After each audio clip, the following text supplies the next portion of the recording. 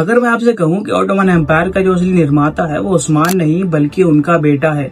एक ऐसा लीडर जिसने अपने एक छोटे से कबीले को दुनिया के बहुत बड़े साम्राज्य में बनाने की एक नींव रखी। ये कहानी है ओरहान गाजी की।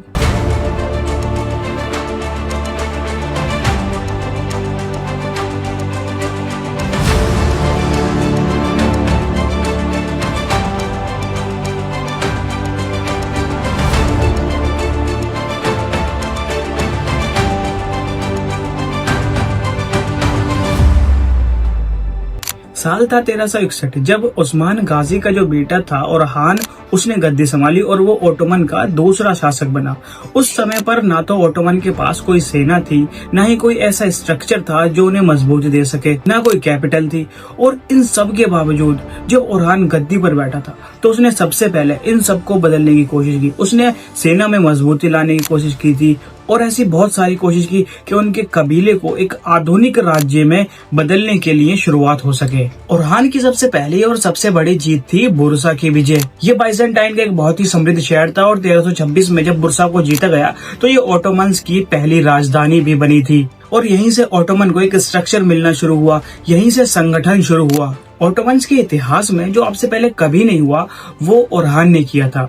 अब से पहले क्या होता था कि जो सेना होती थी उसमें सिर्फ कबीले के लोगों को लिया जाता था, लेकिन ओरहान ने इसे बिल्कुल चेंज कर दिया। उसने वेल डेवलप और वेल ट्रेंड आर्मी तैयार करना शुरू कर दी थी। उसने पहली स्टेबल आर्मी तैयार की थी।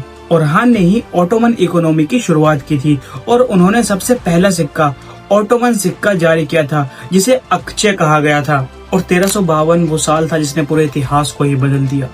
1352 में ओटोमन्स जो थे वो यूरोप में उतरे और वो जगह थी गालीपोली। और यूरोप के अंदर उतरना कोई नॉर्मल बात नहीं थी, ये इशारा था कि यूरोप का दरवाजा अब खुल चुका है ओटोमन्स के लिए। यहीं से आगे चलकर ग्रीस, सर्बिया, बुल्गारिया और पूरा बल्कन ओटोमन्स के नियंत्रण में आ गया था। ओरहान सिर्फ एक योद्धा नहीं थे, वो एक बहुत अच्छे रणनीतिकार भी थे।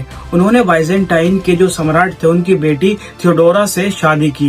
ये शादी एक राजनीतिक गठबंधन थी जिसने ओटोमन्स को पूरे यूरोप में और भी मजबूती दी। ओरहान ने ओटोमन प्रशासन की नींव डाली जिसमें कि उन्होंने प्रांतों में सत्ता के लिए बाइज नियुक्त किए, न्याय व्यवस्था के लिए कादिस और कर ग्रहण प्रणाली चलाई और भूमि प्रबंधन जैसे बहुत ही ज्यादा इम्पोर्टेंट काम किए। अब यानी कि धीरे धीरे जो ओटोमन एम्पायर था वो एक संगठित राज्य बन चुका था और यही ओटोमन एम्पायर के नींव डालने वाले थे ओरहान गाजी। और 1362 में उनकी मौत हो जाती है जिसके बाद में उनके बेटे मुराद गद्दी संभालते हैं जो साम्राज्य को यूरोप में और भी आगे ले जाते हैं। लेकिन ये बात सच है कि अगर बुरसा न जीता होता, अगर सेना न बनाई होती, अगर यूरोप में पहला कदम न रखा होता तो शायद ओटोमन कभी दुनिया का इतना बड़ा साम्राज्य भी न बन पाता। और इस सब का जो क्रेडिट है वो जाता है ओरहान गाजी को। और ये थी एक छोटी सी कहानी ओरहान की जिसे बाद में आगे चलकर ओरहान गाजी के नाम से भी जाना गया। मिलते हैं आपसे अगले पार्ट में, तब तक के लिए जय हिंद।